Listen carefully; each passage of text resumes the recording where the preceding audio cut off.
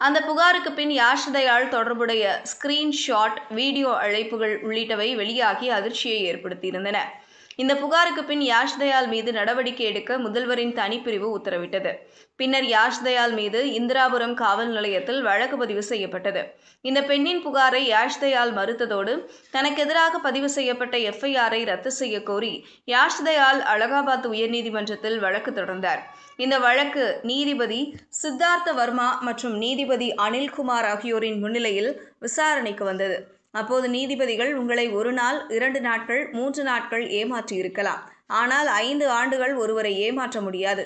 ஒரு உறவில் நுழைகிறீர்கள் என்றால் அவரை 5 ஆண்டுகள் ஏமாற்ற முடியாது என்று கருத்து தெரிவித்தனர். தொடர்ந்து யாஷ் தயாள் கைது செய்யவும் நீதிபதிகள் தடை விதித்தனர். இதனிடையே யாஷ் தயாள் மற்றும் அந்த பெண் காதலித்து வந்ததாகவும், தற்போது யாஷ் தயாள் காதல் உறவில் இருந்து விலகி இருப்பதாகவும் கூறப்படுகிறது. குஜராத் அணிக்காக யாஷ் தயாள் விளையாடிய போதே அந்த பெண்ணுடன் மைதானத்தில் எடுத்துக்கொண்ட புகைப்படங்கள் வெளியாகியது. இதுபோன்ற செய்திகளை தெரிந்து கொள்ள செய்தி புனலுடன் இணைந்திருங்கள்.